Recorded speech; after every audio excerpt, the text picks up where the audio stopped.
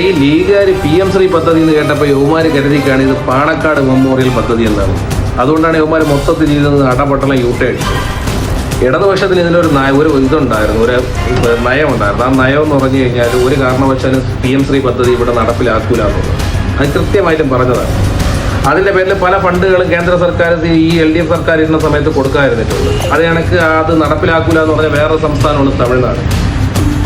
അപ്പോൾ അങ്ങനെ തമിഴ്നാട്. അപ്പോൾ ആ സമയത്ത് കേരളം ഭരിച്ചുകൊണ്ടിരുന്ന LDF സർക്കാർ പറഞ്ഞിട്ടുണ്ട് ഈ പറഞ്ഞ കണക്ക് നമുക്ക് കേന്ദ്രത്തിൽ നിന്ന് കിട്ടാനുള്ള ഫണ്ടുകൾ കിട്ടുന്നില്ല എന്ന് പറഞ്ഞാൽ പ്രതിപക്ഷമായിരുന്ന കോൺഗ്രസും അതിൽ ഉൾപ്പെട്ടിട്ടുള്ള ലീഗും പറഞ്ഞതെന്ന് പറഞ്ഞു കഴിഞ്ഞാൽ കേരളത്തിൽ ദൂർത്ത് കൂടുതലുള്ളതുകൊണ്ടാണ് പൈസ തരാത്തത്.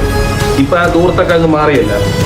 അപ്പോൾ ഈ PM ശ്രീ പദ്ധതിയിൽ കോൺഗ്രസ് അധികാരത്തിലിരിക്കുന്ന എല്ലാ സംസ്ഥാനങ്ങളിലും ഒപ്പിട്ട് കഴിഞ്ഞിട്ടുണ്ട്. ഇവിടെ കേരളത്തിലും ഒപ്പിട്ട്. ഈ ലീഗിന്റെ പ്രചരണം, അതായത് ഇലക്ഷൻ പ്രചരണത്തിൽ ലീഗിൽ KM ഷാജി ഉൾപ്പെടെ പറയുന്നുണ്ട്, അവര് ജയിച്ച് അധികാരത്തിൽ വരികയാണെന്നുണ്ടെങ്കിൽ PM ശ്രീ പദ്ധതിയിൽ ഒപ്പിടില്ലെന്നും ആ പാഠപുസ്തകത്തിൽ നിന്ന് ഇറങ്ങിപ്പോയ ഗാന്ധിജിയെയും നെഹ്റുവിനെയും എല്ലാം തിരിച്ചു കൊണ്ടുവരുമെന്നും ഈ ലീഗുകാർ പറയുന്നുണ്ട്. എന്തേ ലീഗുകാർക്ക് എന്താ ഇപ്പം മിണ്ടാട്ടം മുട്ടിപ്പോയാ? അപ്പൊ എന്താ ലീഗിന് ഇപ്പൊ നയങ്ങളില്ലേ? വ്യക്തമായിട്ടുള്ളൊരു നയം, ഒരു അഭിപ്രായം അവർക്കില്ല.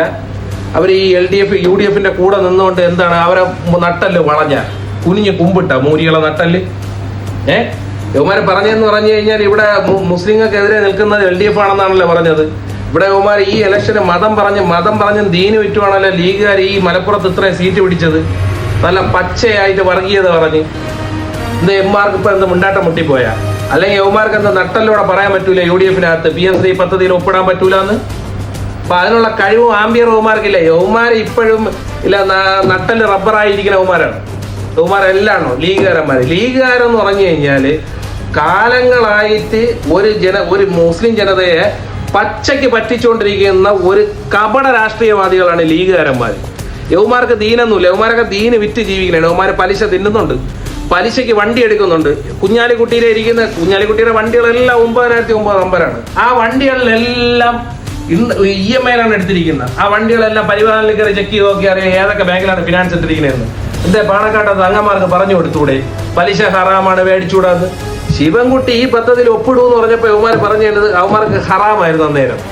ഇപ്പൊ അവന്മാർക്ക് എന്ത് കറാത്തായ യൗമാരെന്ന് പറഞ്ഞാൽ ഇപ്പോഴും മലപ്പുറത്തുള്ള മണ്ടന്മാർ. ഇതിനു മുമ്പ് ഒരുത്തം പറയാനായിട്ട് എൻ്റെ വാപ്പ മരിച്ചിട്ട് ഞാൻ കരഞ്ഞിട്ടില്ല, എൻ്റെ ഉമ്മ മരിച്ചിട്ട് ഞാൻ കരഞ്ഞിട്ടില്ല, പക്ഷെ ഞാൻ എൻ്റെ മുസ്ലിം ലീഗിന്റെ കൊടി താഴെ വീണപ്പോൾ കരഞ്ഞെന്ന്.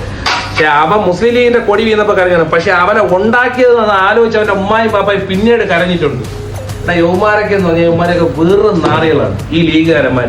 യൗമാർക്ക് എന്ന് പറഞ്ഞു കഴിഞ്ഞാൽ യൗമാര് 2 വെള്ളത്തിൽ കാലി ചവിട്ടിയാണ് നിൽക്കുന്നത്. യൗമാര് കൂടുതൽ മുണ്ടാണ് ഉടുക്കുന്നത്. യൗമാര് കൂടുതൽ 2 വെള്ളത്തിൽ കാലി ചവിട്ടി എല്ലാവരുടെ കീറി പറഞ്ഞങ്ങ് പോകും.